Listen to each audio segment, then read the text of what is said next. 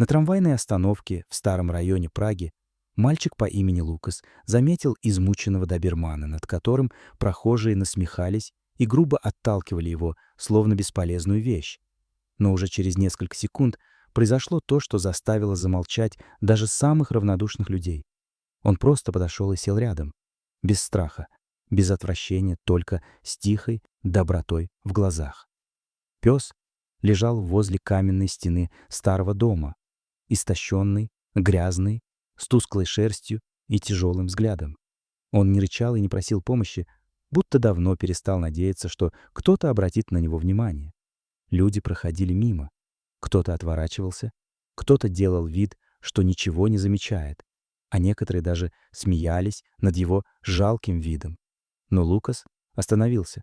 Худой мальчик в поношенной куртке и с потертым рюкзаком за спиной смотрел на собаку так, словно понимал ее боль без слов.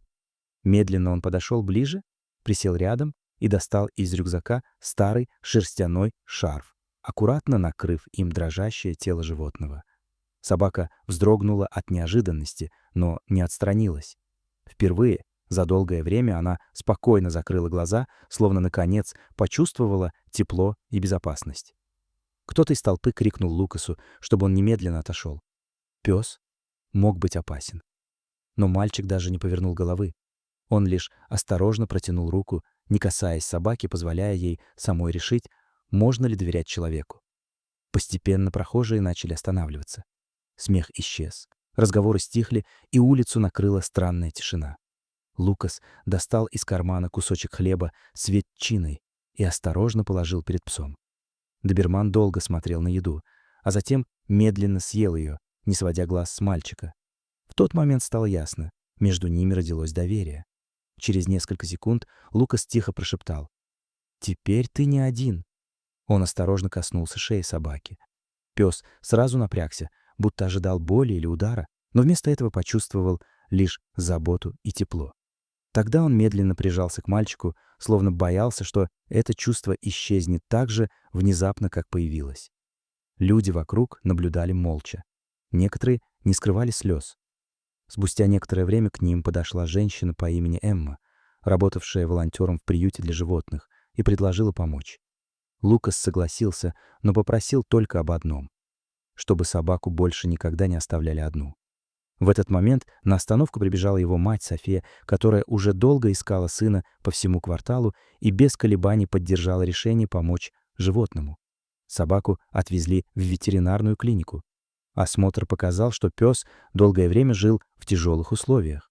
Он был сильно истощен, ранен, а на шее остались глубокие следы от металлической цепи. Но ветеринар сказал, что при хорошем уходе его еще можно спасти. Лукас не отходил от собаки ни на шаг. И однажды пес неожиданно положил голову ему на колени, словно наконец понял, что обрел настоящий дом. Через несколько дней семья решила забрать его к себе.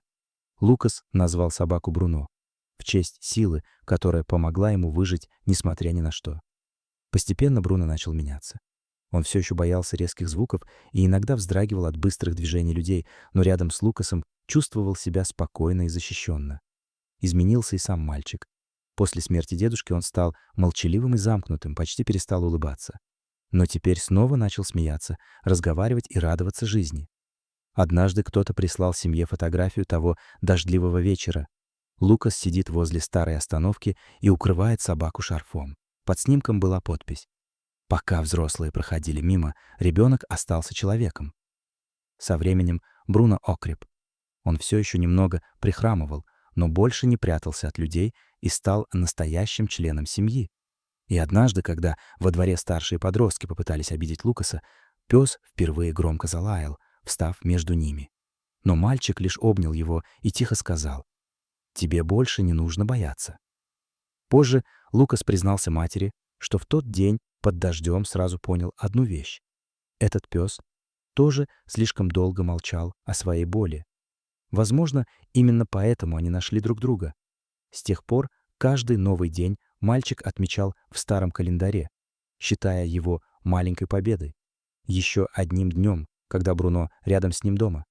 Иногда соседи спрашивали, что произошло с этой собакой и почему она так привязана к ребенку. Лукас обычно отвечал просто. Он был никому не нужен, пока мы не встретились. А потом тихо добавлял. Теперь он больше никогда не останется один. Эта история изменила не только судьбу одной собаки. Она напомнила всем вокруг простую истину. Иногда достаточно одного доброго сердца, чтобы вернуть кому-то веру в жизнь. А как бы вы поступили на месте Лукаса? Смогли бы пройти мимо или тоже остановились бы рядом с Бруно? Напишите в комментариях, верите ли вы, что животные чувствуют человеческую доброту сильнее людей. И не забудьте поделиться этой историей с теми, кому сегодня особенно нужна надежда.